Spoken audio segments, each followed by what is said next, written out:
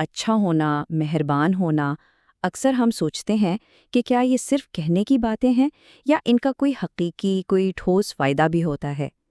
आज हम इसी सवाल का जवाब ढूंढेंगे 3 बहुत ही दिलचस्प क्लासिकी कहानियों के जरिए और देखेंगे कि नेकी की असल कीमत आखिर है क्या। ये सवाल तो हम सबके जहन में कभी ना कभी आता ही है ना? जब हर कोई एक दूसरे से आगे निकलने की दौड़ में लगा हुआ हो, तो क्या ईमानदार और मेहरबान होने से इंसान कहीं पीछे तो नहीं रह जाता? या फिर इसमें कोई गहरा राज छुपा है? तो चलें इस सवाल के जवाब की तलाश में निकलते हैं 3 मुख्तलिफ कहानियों के साथ। हर कहानी एक बिल्कुल अलग सूरत हाल दिखाती है, लेकिन इन सब का नतीजा आप देखेंगे एक ही जवाब की तरफ इशारा करता है। तो हमारी पहली कहानी हमें एक ऐसी दुनिया में ले जाती है जहां ईमानदारी का टकराव होता है हसद से। ये कहानी इस बारे में है कि जब एक शख्स की नेकी दूसरे की आंखों में चुभने लगे। तो देखिए, कहानी में 2 किसान हैं। एक तरफ है देवाकर, जो अपनी मेहनत और ईमानदारी से कुदरती सब्जियां उगाता है और लोग उसके ग्राहक हैं।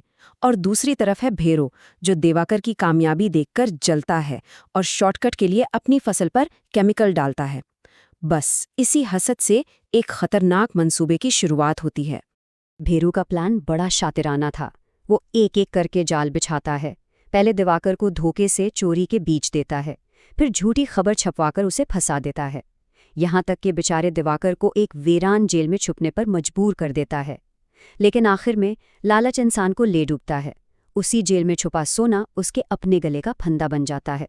और फिर आता है कहानी का क्लाइमैक्स, जहां इंसाफ होता है। पुलिस भेरू को असली चोरों के साथ रंगे हाथों पकड़ लेती है और दिवाकर, उसकी ईमानदारी ही उसकी आज़ादी की वजह बनती है। सबक बिल्कुल साफ है। जहां लालच ने भेरू को जेल पहुंचाया, वहीं ईमानदारी ने दिवाकर को बचा लिया। चलें, अब अपनी दूसरी कहानी की तरफ बढ़ते हैं। ये कहानी है बेलौस मेहरबानी के एक छोटे से अमल के बारे में, और ये कि कैसे एक नेकी बगैर किसी उम्मीद के की गई जिंदगी को पूरी तरह बदल सकती है। या हमारी मुलाकात एक ऐसे खानदान से होती है जो बहुत मुश्किल वक्त से गुजर रहा है। योगी और नीतू सख्त मेहनत करने वाले सब्जी फरोश हैं, लेकिन उनकी बेटी बीमार है और इलाज के लिए बहुत पैसों की ज़रूरत है। वो एक एक पैसा जोड़ रहे हैं और उन्हें किसी मौजज़े का इंतज़ार है जो उनकी मुश्किल आसान कर दे। योगी अपने काम से जा रहा था लीमू के पौधे लेने, लेकिन फिर रास्ते में कुछ ऐसा हुआ जिसने सब कुछ बदल दिया। उसने एक बूढ़ी औरत को देखा जो अकेले अपने बड़े से बाग की सफाई कर रही थी। योगी ने एक लम्हे को अपना काम भुला दिया और इस औरत की मदद करने का फैसला किया। ये एक छोटा सा बेलौस फैसला था, लेकिन इसके नताइज बहुत बड़े थे। और इसकी मेहरबानी का इनाम क्या मिला? इस औरत ने शुक्राने के तौर पर योगी को कुछ बीज दिए, लेकिन ये कोई आम बीज नहीं थे। जैसे ही उन पर पानी डाला गया, वो फौरन पौधों में बदल गए, जिन पर सोने की तरह चमकते हुए जादुई लेमन लगे थे। ये इस बात का सबूत था कि नेकी का फल अक्सर हमारी सोच से कहीं ज्यादा बड़ा और चमकदार होता है। और अब हमारी आखिरी कहानी। ये कहानी मेहनत और ख़ानदानी इत्तेहाद की ताकत के गिर्द घूमती है। ये दिखाती है कि जब एक ख़ानदान मुश्किल वक्त में एक साथ खड़ा हो जाता है तो कैसे गैर मामूली चीज़ें भी मुमकिन हो जाती हैं। कहानी के मरकज में रघुनाथ का खानदान है, जिस पर एक खौफनाक हादसे के बाद मुसीबत का पहाड़ टूट पड़ता है। रघुनाथ के ऑपरेशन के लिए 20 लाख रुपए की जरूरत थी।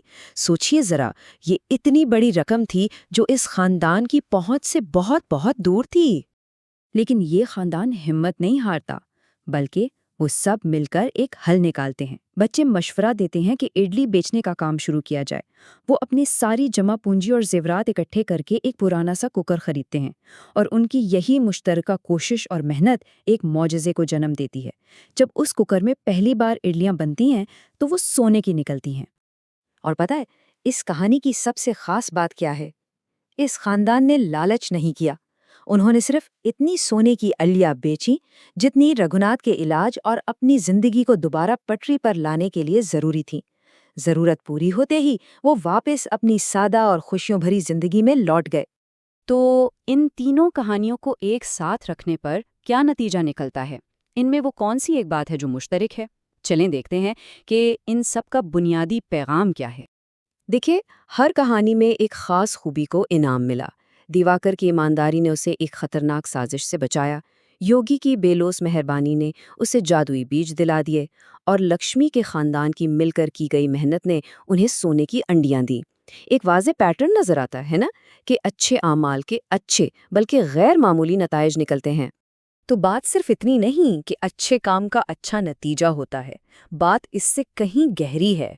इन कहानियों का निचोड़ ये है कि अच्छाई या नेकी सिर्फ एक अखलाकी उसूल नहीं, बल्कि ये एक ऐसी ताकत है जो गैर मामूली वाक़यात को जन्म दे सकती है, जो किस्मत का रुख मोड़ सकती है। तो आखिर में ये सवाल हम सब के लिए है, अगर इन कहानियों में ईमानदारी, मेहरबानी और मेहनत जैसे अमल मौजज़े दिखा सकते हैं, तो ज़रा सोचें हमारा अगला नेक अमल कौन सा जादू सामने ला सकता है।